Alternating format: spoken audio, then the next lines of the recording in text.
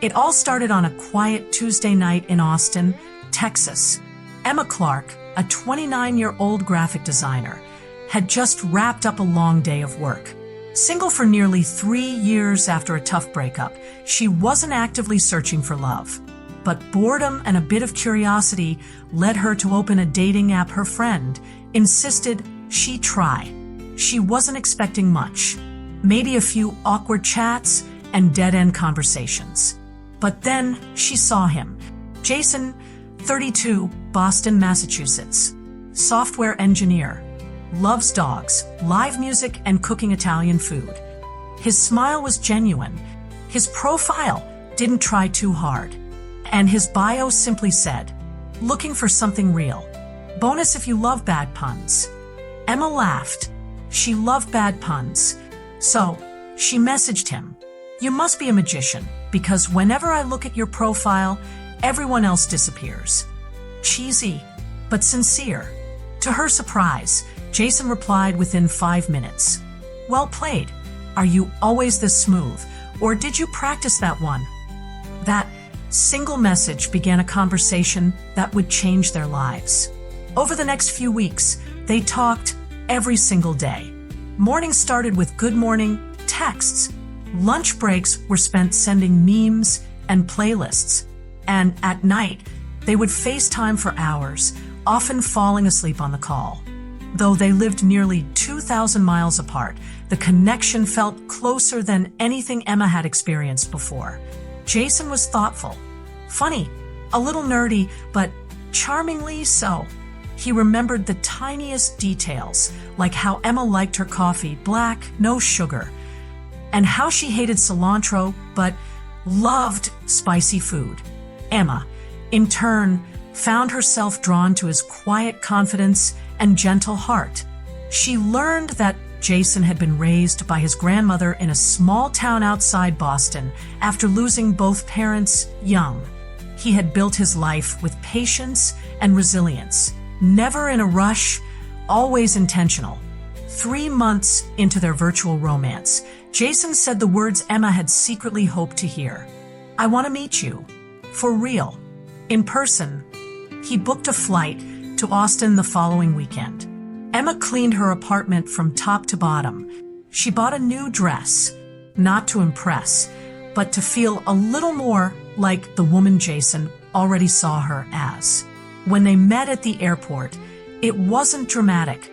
No violins, no slow motion run into each other's arms. But when their eyes met and Jason dropped his bag just to hug her like he'd been waiting forever, Emma knew this wasn't just some app fling. This was her person. They spent 5 magical days together exploring the city, bar hopping on 6th Street, hiking Mount Bonnell, watching the bats fly over Congress Avenue Bridge. They even cooked dinner together at Emma's place. Homemade gnocchi, a recipe Jason had learned from his nana. Before Jason flew back, they had the talk.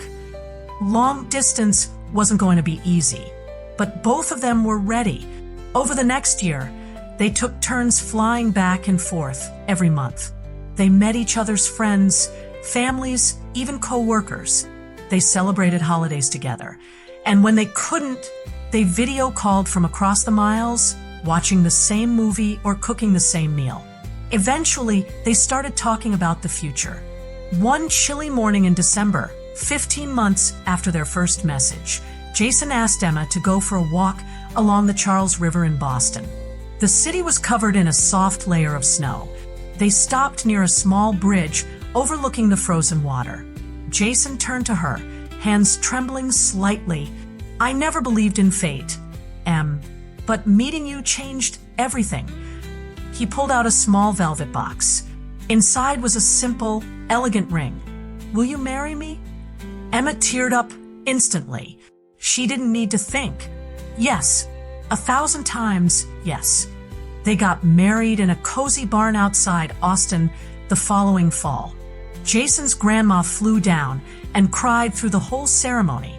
Emma's dad gave the most heartfelt speech anyone had ever heard. There were fairy lights strung from the rafters, mason jars filled with sunflowers, and a playlist full of all the songs they used to send each other back when it all began. Their first dance, Can't Help Falling in Love by Elvis. Classic, honest, just like them.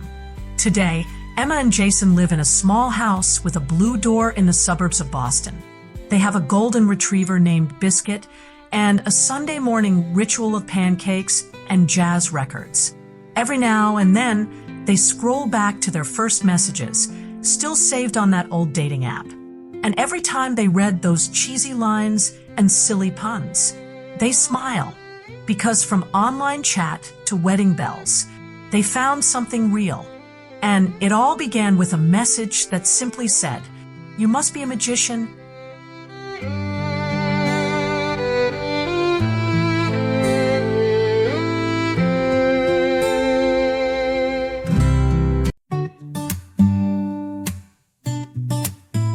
It was a love mine in Austin. She was just scrolling through her phone, not looking for a fairy tale, just tired of being alone. And then she saw me smile, something felt so right. Clicked that little message and it changed their lives that night. He said, "I like bad puns and cooking too." She laughed and said, "I think I just found you." From a message to forever, from a screen to holding hands, across the miles through the weather, they built a love that understands. From video calls to morning flights, to walking down the aisle in wine. Started with a chat, now look where they're at. A love that's true, a perfect match. FaceTime talks at midnight, falling asleep with hearts wide open, sharing dreams and playlists and secrets never spoken. First meet at the airport gate, no sparks, just something deep. A hug that said you're home, and a promise they would keep. Gnocchi on the stove, jazz in the air, two beating hearts, finally a pair. From a message to forever, from a screen to holding hands, across the miles through the weather, they built a love that understands. From video calls to morning flights, to walking down the aisle in wine. Started with a chat, now look where they're at. A love that's true, a perfect match. They said love finds you when you're not looking, and maybe that's just how it goes. From a little app to a big I do, that's a magic nobody knows. From a message to forever, now they share the same last name. Golden retriever in the backyard, Sunday pancakes, picture frames.